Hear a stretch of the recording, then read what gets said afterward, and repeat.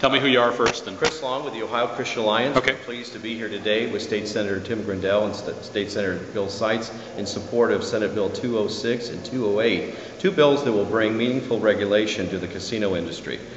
Obviously, it's lamentable that it passed a few weeks back. I think a lot of family groups are still licking their wounds, but it's a reality that it's here. Along with those realities is to restrict campaign contributions to the casino, from the casinos to candidates and political action committees. So 206 will do that, Senate Bill 206. Senate Bill 208 will require criminal background checks. And again, this is a common sense approach to those who own, operate, and administrate the casinos to have a criminal background check, and that they could not have a previous felony conviction and participate or be employed by the casinos. Even churches in Ohio require criminal background checks to work or even volunteer in churches. So it's a common sense approach that we support in the bill that Senator Seitz and Senator Grendell has put forward. Are you surprised the casino issue passed, and you have any, why do you think it passed this time? Well, I think it was a well-orchestrated effort. It was an off year. They spent a lot of money. They hit heavily on the jobs issue. I think for the two urban centers of Ohio, of Cleveland, greater Cleveland area, and the greater Cincinnati area, where the heavy vote count came back for them, I think that resonated with voters there. But across the state, many of the rural counties, again, voted with us and voted down issue 3. When you look over the past 20 years, of the 5 attempts by the casino industries to come into Ohio, 1 out of 5, the other 4 shows predominantly that Ohioans voted against it. So now that it's a reality in Ohio, we're moving forward with those members of the legislature that are going to bring meaningful regulation and restriction to the industry. Are you supportive of a follow-up constitutional amendment, putting that on the ballot to maybe fix some of the loopholes that people say are in the constitutional amendment that passes this We'd month? have to see what has been drafted. Certainly there's a lot of issues that are being bannered about here in Columbus and in the legislature, that the licensing fee was way too low for compared with other states. I think it was $50 million, and they would like to see it raised to $500,000 per casino. Also, the tax rate was capped at 33%, again, much lower than the industry standard across the country.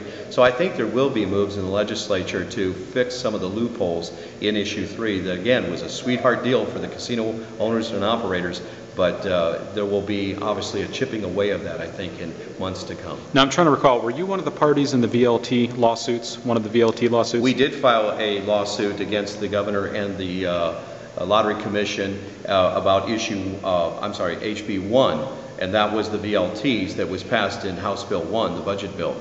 And so we did file a case at the state Supreme Court, but when the first suit that was filed, Let Ohio Vote, was granted the right of referendum, it basically put a stall on the other suits that were pending. So we're waiting to see the outcome. If Let Ohio Vote will be successful in their signature gathering, then it will go on the ballot next year.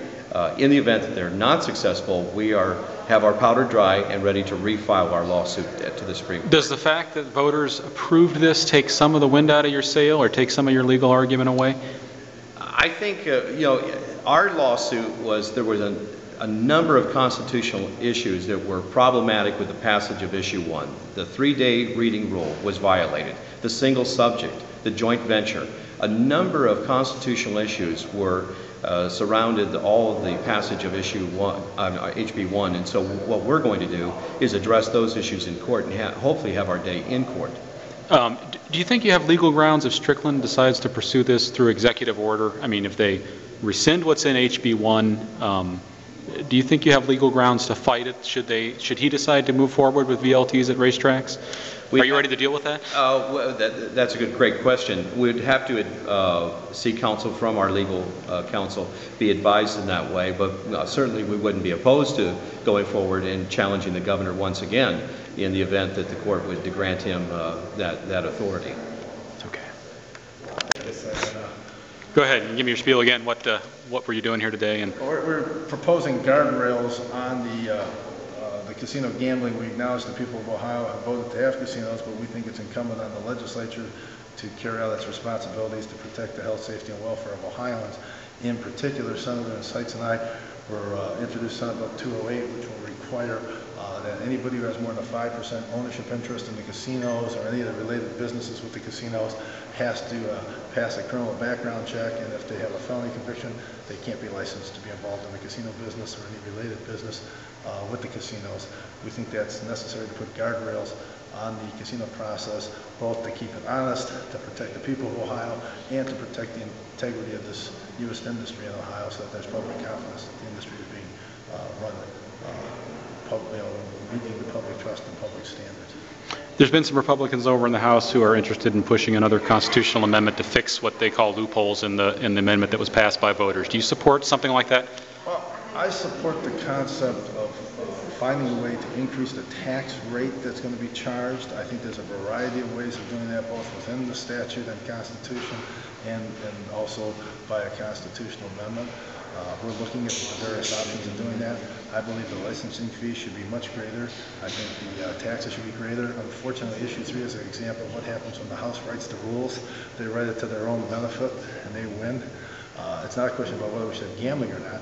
It's a question of whether the gambling interests were too generous to themselves in the way they wrote issue 3. I think we have a duty to the people of Ohio to address those loopholes, but particularly my concerns are if we're going to have gambling, that the casino owners don't get away on the cheap, and the public should benefit fully, and I think there are some changes that are necessary. Does that require a constitutional amendment? I think some might and some may not. I believe our taxing authority is not limited. I believe some of our police power authorities are not limited, and so I mean we're still looking. I think some of this can be done statutorily. There may be some things that may require a constitutional amendment. Okay. Are you supportive of the budget fix? Which one? The one that was, I mean, the long list that they released to us last night. I support any budget fix that addresses the tidal wave that Representative Dolan gets credit for talking about in the House floor. You know, there's two problems with this budget. There's a short-term hole, but there's this long-term tidal wave. When 2011 comes and that $6 or $7 billion of one-time money from the stimulus package disappears. House Bill 318, as it left the House, did not address at all that tidal wave. There's nothing in there to address the big budget shortfall on the horizon. I believe it's critical that any budget fix provides for the means to start working on restructuring state government, streamlining state government, getting some of the excess costs out of state government, readdressing some of the governor's unfunded mandates in his evidence-based model, and then meeting the shortfall. I can support all of that as long as it's packaged together. I believe there's many ways of getting there. The proposal made yesterday was one. I believe there's others. I'm supportive of several different ways of getting there. Okay. But I don't support a measure that just goes out and picks the pockets of the taxpayers and fails to look at the long-term structural deficit that's on the horizon. Are we going to see you folks back here before Thanksgiving? Or Oh, no, we're out to December. You're gone till... We were told not to be back after December 1st. Okay.